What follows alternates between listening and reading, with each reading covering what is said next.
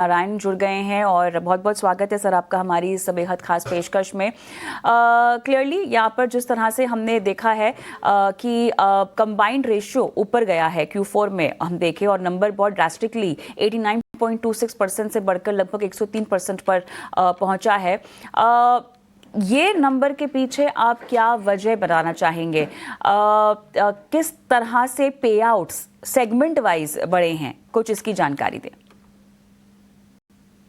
तो ये दो सेक्टर में हुए हैं। एक तो प्रॉपर्टी में, वो भी इंटरनेशनल प्रॉपर्टी। जैसे आप जानते हैं कि साल के बिगिनिंग में जनवरी फर्स्ट वीक में लॉस एंजलिस में बहुत बड़ा वाइल्ड फायर हुआ था। तो जो कि हम यूएस में भी बिजनेस लिखते हैं, तो हमको भी वहां से थोड़ा सा लॉसेस आए हुए हैं। हमने बहुत प्रोविजनिंग कर रखी है उसमें, क्योंकि हमको ये नहीं चाहिए था कि आगे चल के हमको उसमें से कुछ लॉसेस आए। तो हमने प्रोविजनिंग 150 मिलियन की हुई है, 150 मिलियन US डॉलर की।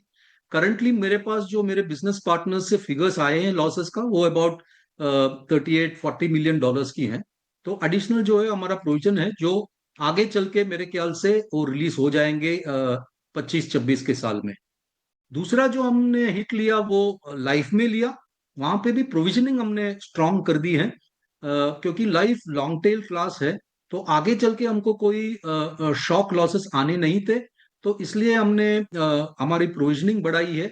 लॉस रेशियो अभी भी वही लेवल पे है, लेकिन प्रोविजनिंग बढ़ाने के कारण कंबाइंड रेशियो थोड़ा सा हिट ले लिया है उसमें।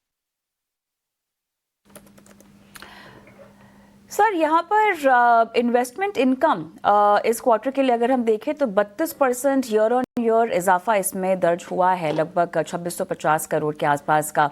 कंट्रीब्यूशन कहाँ पर सबसे ज़्यादा आपको दिखाई दी है और आगे किसी भी तरह का प्रेशर इन्वेस्टमेंट रिटर्न्स में आपको पड़ता हुआ क्या दिखाई दे रहा है? जिस तरह से ग्लोबल इंटरेस्ट रेट वॉलेटिलिटी या मार्केट करेक्शंस को लेकर कंसर्न है, किसी भी तरह का इम्पैक्ट? हमने हमारी इन्वेस्टमेंट बुक काफी डी रिस्क कर रखी है, क्योंकि ऑलमोस्ट 80% के ऊपर हमारे फिक्स्ड इनकम में है, और बुक वैल्यू में कुछ 18% इक्विटी में है। तो हमारी जो इनकम है, इन्वेस्टमेंट इनकम है, वो दो साइड से आती है। एक तो जो इंटरेस्ट और डिविडेंड हमको हमारे इन्वेस्टमेंट में मिलती है, और दूसरी जो प्रॉफिट हम बनाते हैं ऑन सेल ऑफ इन्वेस्टमेंट। जब भी मार्केट काफी ऊपर जाती है, तो स्पेसिफिक स्टॉक के हिसाब से हम सेल करते हैं और उसमें हम प्रॉफिट बुक करते हैं। अगर आप देखेंगे तो इस साल जो हमारे फिक्स्ड इनकम इंटरेस्ट और डिविडेंड जो है वो ऊपर गए हैं, और जो profit on sale of investment है वो थोड़ी सी कम हुई है, क्योंकि जैसे आप जानते हैं काफी वॉलेटाइल ईयर रहा है ये, और मार्केट ऊपर और नीचे जा रही थी। तो इसमें सेल करने से अच्छा हमने ये सोचा कि इसमें हम जब भी मार्केट डाउन होगी तो हम अच्छे फंडामेंटली गुड स्टॉक्स खरीदेंगे, और वो हमने किया है। इस साल में काफी हमने परचेस किए हैं, और हमारे अभी इन्वेस्टमेंट पोर्टफोलियो काफी अच्छी लग रही है। आगे चल के जो आप कह रहे हैं कि जो इंटरेस्ट साइकिल कम होगी तो उसमें क्या रिस्क है, तो हम जो ये परचेस करते हैं सिक्योरिटीज, वो लॉन्ग टर्म परचेस करते हैं। और अगर आप देखेंगे तो हम गवर्नमेंट सिक्योरिटीज जो है 15-20 साल की खरीदते हैं, तो उसमें एडवांटेज ये है कि करंट जो इंटरेस्ट है उसको हम लॉक इन कर देते हैं। हमारी जो फिक्स्ड इनकम है उसमें हम ट्रेडिंग नहीं करते हैं, वो हेल्ड टू मेच्योरिटी है। तो इसलिए जब ये हम परचेज करते हैं, वो इंटरेस्ट जो रेट है उसको हम लॉक इन करते हैं 15-20 साल के लिए। तो आगे चल के जब ये इंटरेस्ट कम होगी, तो वो सिर्फ जो हम नए परचेज करेंगे उसको अफेक्ट करेगी। तो वो हिसाब से हमने काफी डिरिस्क कर रखी है हमारी इन्वेस्टमेंट बुक को। आगे चल के भी जब इंटरेस्ट रेट कम होगी, वो उतना सा इफेक्ट नहीं करेगा जो हमारे इन्वेस्टमेंट इनकम को। सर, प्रोडक्ट मिक्स को रिवाइज करने को लेकर आपकी क्या योजना है, या हाई क्लेम एरियाज में एक्सपोजर रिड्यूस करने को लेकर क्या प्लान होगा? एग्री या हेल्थ की अगर हम बात करें, किसी भी तरह का प्राइस हाइक भी इसी के साथ साथ ग्लोबल चैलेंजेस को देखते हुए इन सेगमेंट्स में क्या लेने की तैयारी होगी आपकी? तो दो चीज है। एक तो जो जो बिजनेस हम लिखते हैं उसमें रिस्क तो है ही। हमारा काम ही ये है कि हम दूसरों के रिस्क हमारे बुक में लिखें। तो लॉसेस आने के चांसेस तो हैं, लेकिन हमारा ये मानना है कि जब हम अंडरराइट करेंगे तो इस तरह से अंडरराइट करें कि ओवर अ लॉन्ग टर्म वो पीस ऑफ बिजनेस हमको प्रॉफिट बना के दें। क्योंकि कभी ना कभी हमको कहीं ना कहीं लॉस तो पे करनी है। लेकिन अगर 5 साल में या 10 साल में एक पीस ऑफ बिजनेस या एक पोर्टफोलियो, वो हेल्थ हो या प्रॉपर्टी हो या एग्रीकल्चर हो, जब तक वो हमारे लिए प्रॉफिट बनाती नहीं है, हम लिखते नहीं है। तो पिछले अगर आप देखेंगे कि कुछ 2021 से लेके 2024 तक हमारी कंसोलिडेशन फेज थी, जहां पे हमने हमारा पूरा बुक को बहुत डिटेल में एनालाइज किया, और उसमें से जो भी बिजनेस हमको लगा कि हमको कभी ये पैसे बना के देगी नहीं, उस बिजनेस को हमने छोड़ दिया। और आगे चल के भी यही हमारा स्ट्रैटेजी होगा। हम जो बिजनेस लिखेंगे, शायद उसमें इमीडिएटली कुछ लॉस आ सकती है, लेकिन आगे चल के over a period of time हमको उसमें पैसा बनाना है, क्योंकि री insurance business long term business है। उसमें हमको लॉन्ग टर्म रिलेशनशिप रखना होता है, और वो हिसाब से हम बिजनेस करते हैं। और हमको ये लगता है कि आगे चल के जीआईसी का कंबाइंड रेशियो घटना ही है। इंटरनेशनल मार्केट्स का थोड़ा सा हाल समझना चाहेंगे, और आपका कितना परसेंटेज होगा आपके बुक्स पर इंटरनेशनल मार्केट्स में, ज़रा उसकी जानकारी दीजिएगा। साथ ही ओवरसीज ऑपरेशंस के क्लेम्स क्या आपको हायर जाते हुए दिखाई दे रहे हैं? जिस तरह का ग्लोबल सिनेरियो है, पूरा आउटलुक इंटरनेशनल बिजनेस पर अब किस तरह से बदल रहा है सर, इसकी जानकारी दीजिएगा। इंटरनेशनल में ये था कि लास्ट ईयर जो 24-25 है, उसमें हमने डी ग्रो किया, अराउंड 7% हमने बिजनेस कम लिखे। लेकिन क्योंकि ये बहुत इंपॉर्टेंट हो जाता है वहां पे कि इंटरनेशनल बिजनेस लिखने के लिए आपको बहुत अच्छा एक इंटरनेशनल क्रेडिट रेटिंग चाहिए होता है। और लास्ट अक्टूबर हमारा इंटरनेशनल क्रेडिट रेटिंग जो AM बेस्ट हमको देती है, उसमें बढ़ोतरी हुई। अभी हमारा जो रेटिंग है वो A- एक्सेलेंट है। इस रेटिंग के साथ हमको काफी अच्छा बिजनेस देखने को मिलता है वर्ल्ड ओवर।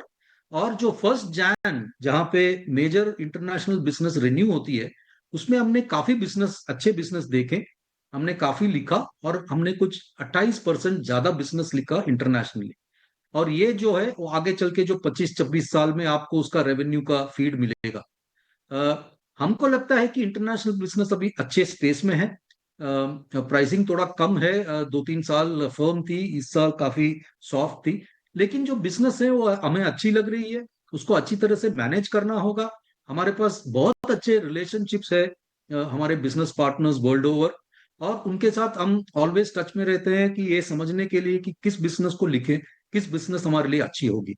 और हमारा ये स्ट्रैटेजी रहा है कि इंटरनेशनली हम लॉन्ग टेल क्लास लिखते नहीं है, जैसे कि मोटर थर्ड पार्टी हो, लाइबिलिटी हो, वो बिजनेस हम लिखते नहीं है। हम लिखते हैं प्रॉपर्टी, हम लिखते हैं इंजीनियरिंग, हम लिखते हैं मरीन। ये बिजनेस हम अच्छी तरह से समझते हैं इंटरनेशनली, और उस बिजनेस में हम पैसा बना सकते हैं। तो ये हमारा आगे चल के भी स्ट्रैटेजी यही होगा कि इन क्लासेस में हम इंटरनेशनली पढ़े। ग्रोथ आउटलुक सर FY26 के लिए आप क्या देना चाहेंगे, कोई नंबर? तो FY26 में जैसे हम देख रहे हैं, अभी जैसे मैंने कहा था कि इंटरनेशनली हम कुछ 28% ग्रो कर चुके हैं 1 जैन में, जिसकी बिजनेस आपको 25-26 में दिखाई देगी। अप्रैल 25 में हम इंडिया में डोमेस्टिकली कुछ 7-8% ग्रो कर चुके हैं। तो ओवरऑल सब मिलके मुझे लगता है कि अबाउट 10% ग्रोथ होगा। हम तो बहुत कॉन्फिडेंट है अगले साल के लिए, ये साल के लिए 25-26 के लिए। क्योंकि अगर आप पिछले साल देखेंगे एनुअली, हमने बहुत अच्छा किया है। हमने, हमारा जो प्रीमियम है वो 10.7% से ग्रो हुआ। हमारा जो कंबाइंड रेशियो है वो 3% से कम हुआ। लॉस रेशियो जो है वो 4% से कम हुआ। और ओवरऑल जब भी आप देखेंगे, हमारा profit before tax 8,765 crore, 65 crore है। ये जो है जीआईसी के लिए सबसे ज्यादा प्रॉफिट है इसके 53 साल की हिस्ट्री में। तो हम ये जानते हैं कि आगे चल के प्रेशर्स आएंगे, लेकिन हमने जो हिसाब से स्ट्रैटेजाइज किया है, जो हिसाब से हम बिजनेस लिख रहे हैं, मेरे हिसाब से जो जीआईसी के गोल्डन ईयर्स है वो आगे चल के आएंगे। क्योंकि हर साल हमारा यही प्रयास रहेगा कि हम हमारे कंबाइंड रेशियो कम करें और प्रॉफिटेबिलिटी बढ़ाएं। ऑलराइट सर, अच्छा लगा आपसे बातचीत करके, आपने समय दिया, तमाम सवालों के जवाब भी दिए, बहुत बहुत धन्यवाद आपका। चलिए, जीआईसी री पर हमें एक्सपर्ट व्यू भी चाहिए होगा गौरांग से, लेकिन फिलहाल एक छोटा सा ब्रेक लेते हैं। ब्रेक के उस पार गौरांग से बातचीत करेंगे जीआईसी री पर, और साथ ही कुछ स्पेसिफिक स्टॉक्स पर भी उनकी राय लेंगे ब्रेक के बाद।